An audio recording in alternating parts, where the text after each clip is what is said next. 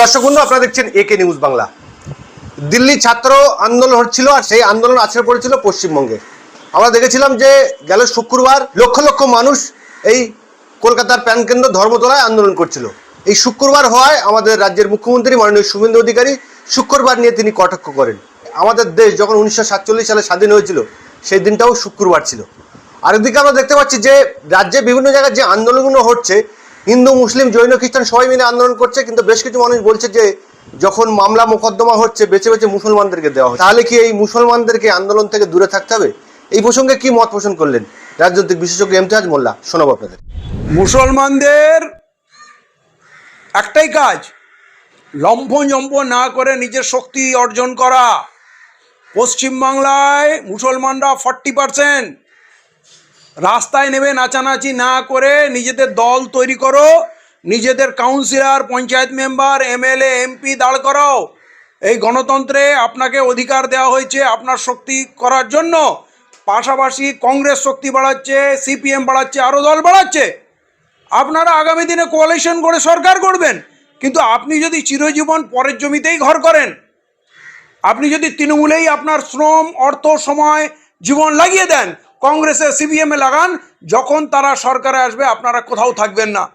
অতএব আপনাকে আপনার সৎ নেতৃত্ব, সিপিএম কি করবে? আমাদের হারমাত বানাবে। তৃণমূল কি করবে? আমাদের গুন্ডা বানাবে। কংগ্রেস কি করবে? আমাদের লেঠেল বানাবে, কিন্তু আমাদের কেউ নেতা বানাবে না। অতএব নেতা হন, টেবিলে বসে একসঙ্গে আলোচনা করবেন। দেশ গড়ায় আপনার যেমন শ্রম আছে, অর্থ আছে, আপনার অবদান আছে, তাহলে নেতৃত্ব কায়েম করেন। অহেতুক কোনো দাবি নিয়ে রাস্তায় লম্বজম্ব করবেন। আপনি কার কাছে গিয়ে প্রতিবাদ করবেন বলেন তো? আপনার প্রতিবাদ শোনার কেউ লোক আছে? আরে সিপিএম প্রতিবাদ করে, সরকারে ওদের অনেক লোক আছে। কংগ্রেস প্রতিবাদ করে, তার সরকারে শোনার লোক আছে। আর আপনি প্রতিবাদ করবেন, আপনি শুধু জেল আর লাঠি আর কেস খাবেন। কারোর দেখে অনুকরণ করবেন না। আপনি দেখেছেন শিখরা কোনো আন্দোলন করে? খ্রিস্টানরা কোনো আন্দোলন করে? শিডিউল কাস্টরা কোনো আন্দোলন করে? মতুয়ারা কোনো আন্দোলন করে? কাউকে রাস্তায় নামতে দেখেছেন?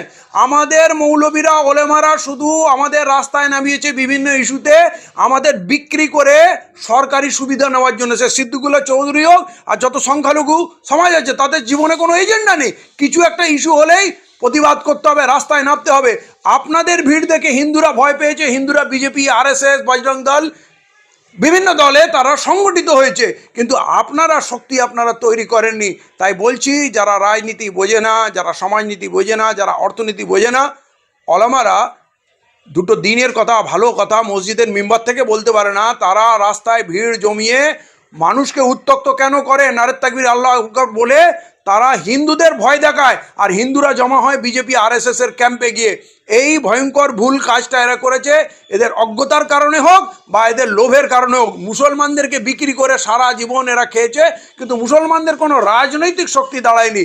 মুসলমানদের নেতৃত্ব যতদিন কায়েম না হবে, মুসলমানদের সৎ শিক্ষিত বিবেকবান মানুষ যখন নেতৃত্ব দেবে, অন্য সম্প্রদায়ের মানুষ তখন মুসলমানদের আসল চেহারাটা চিনবে। মুসলমানদের নেতা মানে কি? হারমাত বাহিনী বন্দুক নিয়ে, তলবার নিয়ে ঘুরে বেড়াচ্ছে, বোম বাজছে, চুরি করছে, ডাকাতি করছে, তোলাবাজি করছে। অন্য সম্প্রদায়ের মানুষ মুসলমানকে তো ঘৃণা করবে। এই রাজনৈতিক দলগুলো মুসলমানদের ক্রিমিনাল বানিয়েছে।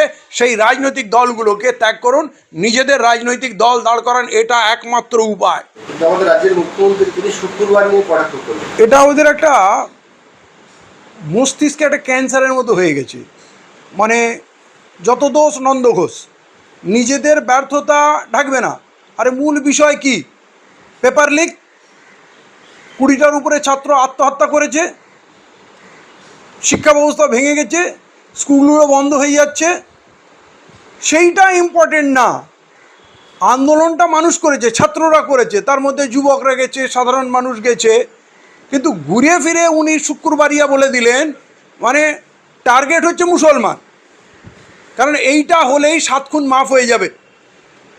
উনি রাজ্যবাসীকে এটা বোঝাতে চাইলেন, যত গণ্ডগোলই মুসলমানরা করছে, এরা দেশ ভাগ করতে চায়, এরা দেশদ্রোহী, অমুক তমুক, তাহলেই মনে হয় হিন্দুদের শান্ত করা যাবে। কিন্তু যতগুলো ভিডিও এসছে তাতে যদি শুভেন্দু অধিকারী যান, তাতে দেখবেন না হিন্দুরা খিস্তি পাড়ছে।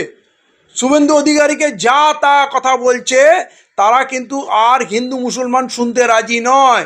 তারা যে বলবেন যে না মুসলমানরাই সব করেছে, শুক্রবার ইয়া করেছে, তা কিন্তু নয়। মানুষ কিন্তু ক্ষিপ্ত হয়ে আছে। আর যদি এইটা বুঝতে না পারে, নরেন্দ্র মোদী বুঝে গেছে বলেই তো মধ্যরাত্রে 2বার এসে ভিডিও ছাড়লো, যা কখনো করেনি। তারপরে প্রথমবার মাথা নত করে ধর্মেন্দ্র প্রধানকে ইস্তফা দেওয়া হলো। তাহলে মোদি বুঝে গেল, আর ইনি অহংকারে টকবক করছে। ইনি ভাবছেন মুসলমানদের গাল দিলেই, মুসলমানদের টাইট দিলেই রাজ্যবাসী খুশি হয়ে যাবে। এরকম কিন্তু না, এটা পশ্চিমবাংলা। উনি বুঝতে পারছেন না হিন্দুরাও ক্ষিপ্ত হয়ে আছে। মুখ্যমন্ত্রীর পক্ষে কিন্তু কেউ নেই। উনি ভাবছেন যে আমি মুসলমানদের জেলে পুরে, মুসলমানদের শুক্রবারিয়া বলে, মুসলমানদের আতঙ্কবাদী বলে আমি হয়তো হিন্দুদের মন জয় করে নেব, হিন্দুরা মনে খুশি না। উনি কি ক্লিন চিট দিলেন যে আন্দোলন যারা ডেকেছিল, বামপন্থী আন্দোলনের সংগঠনগুলো, তারা নাকি কেউ দোষী নয়। অতএব এখন ওনার বামপন্থীরা বন্ধু হয়ে গেল, এখন আর কোনো সমস্যা নেই। এবং ককরোচ জনতা পার্টির যারা এখানকার নেতা, তারাও প্রেস কনফারেন্স করে বলে দিল ওই যারা গন্ডগোল করেছে তাদের দায়িত্ব আমরা নিচ্ছি না, চিনি না, আমরা তো ডাকিনি, আমরা পারমিশন পাইনি, তাই আমরা বলে দিয়েছিলাম আমরা আর অর্গানাইজ করছি না, আমরা ব্যক্তিগতভাবে এসেছিলাম। তাহলে যে কটা মুসলমান ঢুকেছিল তাদেরকে না এই বামপন্থী সংগঠনগুলো তাদের লোক বলছে, না ককরোচ জনতা পার্টি তাদের লোক বলছে। কিন্তু এদের এত চুলকানি একটু ফটো তোলার জন্য, একটু আনন্দ করার জন্য ওইখানে বুরখাওয়ালিগুলোও ভিড় লাগাচ্ছে, আর দাড়ি টুপিওয়ালা মুসলমানরাও ভিড় লাগাচ্ছে, তাদের দেশপ্রেম পেটে পড়ছে। কিন্তু এরা আসলে বিজেপিকে সুবিধা করে দিচ্ছে। আজ যদি এরা ফিল্ডে না থাকতো তাহলে মুখ্যমন্ত্রী শুক্রবারিয়া বলে, মুসলমান বলে, জেহাদি বলে বদনাম করতে পারতো না। মূল ইস্যুটা চাপা পড়ে যাচ্ছে। মূল ইস্যু ধর্মেন্দ্র প্রসাদের প্রধানের যে পদত্যাগ, পেপার লিক, এত ছাত্রের আত্মহত্যা, শিক্ষা ব্যবস্থা ভেঙে পড়েছে, টাকার বিনিময়ে শিক্ষা ব্যবস্থা বিক্রি হচ্ছে, এইগুলো ঢাকা পড়ে গেল ওই কটা মুসলমানের জন্য। অতএব আমি তো মনে করি এরা হচ্ছে মূল অপরাধী। আন্দোলনকে এরা ব্যর্থ করে দিচ্ছে মাঝখানে এসে। এদের এত মাঝখানে ঢোকার কি দরকার? আমরা ওয়াকাফ আন্দোলন করতে পারলাম না তৃণমূলের রাজত্বে, আর এখন এরা মাঝখানে ঢুকে যাচ্ছে। ঢুকে গিয়ে এরা আন্দোলনগুলোকে মাটি করে দিচ্ছে। আমরা বারবার বলেছি, তা সত্ত্বেও এরা আন্দোলনে ঢুকছে ছবি তুলতে। তোমার ছবি তোলা, তোমার ঝান্ডা ধরা এত জরুরি? আজকে মুখ্যমন্ত্রী এই কথাগুলো বলতেই পারতো না যদি দাড়ি টুপিওয়ালা লোকগুলো আর বোরকা পরা মেয়েগুলো এই আন্দোলনে না যেত। অতএব এরা যদি ঘরে বসে থাকে, আন্দোলন তো হচ্ছে। আরে এদেশের হিন্দু জাগছে। এদেশের যে লক্ষ লক্ষ হকার উচ্ছেদ হলো, ট্রেনে হকারদের উঠতে দিচ্ছে না, এত ঘরবাড়ি রেলওয়ের জায়গায় ভেঙে দিল, এই গো ব্যবসায়ীরা যে ধ্বংস হয়ে গেল, ক্ষতিগ্রস্ত হলো, এই যে রাঁধুনিগুলোর চাকরি চলে গেল, টোটোওয়ালাদের রাস্তায় যেতে দিচ্ছে না, এই যে লক্ষ্মী ভাণ্ডারে কোটি কোটি মানুষ বঞ্চিত হয়ে গেল, বাকি যা প্রকল্প মমতা বন্দ্যোপাধ্যায় ছিল সেগুলো সব উড়ে যাচ্ছে। তাহলে এই হিন্দুরা, ক্ষতিগ্রস্ত হিন্দুরা যখন তাদের ক্ষোভ প্রকাশ করছে এই হিন্দু সম্রাট মোদির বিরুদ্ধে, এই বিজেপি সরকার মুখ্যমন্ত্রী শুভেন্দুর বিরুদ্ধে যখন তারা ক্ষোভে উগরে দিচ্ছে, তারা যখন পথে নামছে, তখন মাঝখানে মুসলমানদের ঢুকে সেইটাকে বানচাল করার কি দরকার? অতএব আমি মুসলমানদেরকে বলবো, মার খেয়ে জেল খেটে যদি তোমরা শুধরাতে পারো তো শুধরে যাও। এখন তোমাদের আন্দোলন করার সময় নেই, পথে নামার প্রয়োজন নাই। অতএব তোমরা সংযত হয়ে যাও। তোমরা চিৎকার করবে না যে এটা গণতন্ত্র, আমাদের অধিকার আছে, কেন নামবো না?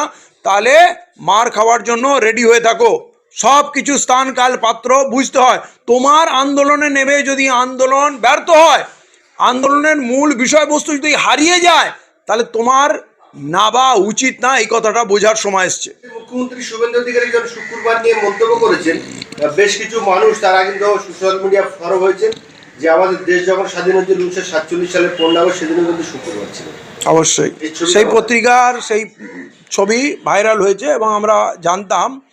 এবং ওটা বিদাতুল জুমা ছিল, রমজান মাসের শেষ জুমা ছিল। আমাদের রমজান মাস পবিত্র, এবং তার মধ্যে সব থেকে বেশি আমাদের কাছে গুরুত্বপূর্ণ দিন হচ্ছে বিদাতুল জুমা। সেই বিদাতুল জুমার দিনেই দেশ স্বাধীন হয়েছিল। এটা আরএসএসের মূর্খ বাহিনী, এরা কি করে বুঝবে? মুসলমানরা হচ্ছে এই স্বাধীনতার মূল কারিগর। স্বাধীনতায় যে রক্ত দিয়েছে দেশের জন্যে মুসলমানরা, আজ এই মুসলমানরা এদের চোখের বালি হয়েছে। কিন্তু আমি বলতে চাই এই কথাগুলো ওদের প্রতিবাদ হিন্দুরা করবে। আজ দেশব্যাপী যে ছাত্র আন্দোলন হয়েছে তাতে হিন্দু মুসলমানের প্রাচীর ভেঙে গুড়িয়ে দিয়েছে। এখন আর কেউ হিন্দু মুসলমানের কথা শুনতে চায় না। ওই প্যানপ্যানানি লোক পছন্দ করে না, হিন্দুরাও শুনতে চায় না। শুভেন্দু অধিকারী বুঝতে চাইছে না, যেটা নরেন্দ্র মোদী বুঝে গেছে, এই দেশে আর হিন্দু মুসলমান করে পার পাওয়া যাবে না, বুনিয়াদ নড়ে গেছে। অতএব এই যে শুক্রবারিয়া বলছে, এটা একটা মানে নোংরা কথা, নোংরা মানসিকতার পরিচয়। এটা দেশের মানুষ মেনে নেবে না, হিন্দুরাও মানবে না, মুসলিমরা তো মানবেই না। আপনি হিন্দু মুসলমান বিভাজন করছেন। আপনার যে প্রতিশ্রুতি ছিল ডেভেলপমেন্ট, 7th পে কমিশন লাগু করবেন, এরিয়ার্স ডিএ আপনি দিয়ে দেবেন, আপনি যে সমস্ত মহিলাদেরকে যারা লক্ষ্মী ভাণ্ডার পাচ্ছিল তারা নাকি কেউ বঞ্চিত হবে না, সবাই নাকি অন্নপূর্ণা ভাণ্ডার পাবে, সেটা কোথায় গেল? আপনার কন্যাশ্রী রূপশ্রী কোথায় গেল? যুবকদের টাকা কোথায় গেল? আপনার শিল্প আনবেন কোথায় গেল? আপনি যে বলেছিলেন দুর্নীতিপরায়ণ লোকদের জেলে পড়বেন, সব তো আপনার পাশে বসে আছে, আপনার বিজেপিতে তাদের নিয়ে নিলেন। আর বিজেপি যারা করে মার খেয়ে জেল কেটে যারা বিজেপিকে দাঁড় করালো, তারা এখন পাত্তা পাচ্ছে না।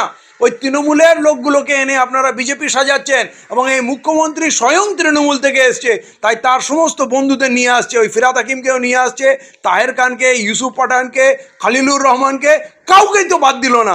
তাহলে এটা কেমন হিন্দু রাষ্ট্র হলো আর কেমন বিজেপি সরকার হলো, যদি তাকে পুরো সাজানো হবে, মাথার মুকুট করা হবে তৃণমূলের সেই চোরগুলোকে নিয়ে, ডাকাতগুলোকে নিয়ে। অতএব এর প্রশ্নর কিন্তু সম্মুখীন হতে হবে শুভেন্দু অধিকারীকে। খালি মুসলমানদের বলবো, তোমরা একটু সংযত হয়ে বসো, আরে নতুন প্লেয়ার, একটু হাঁপাতে দাও, একটু হিসেব নিকেশ করতে দাও।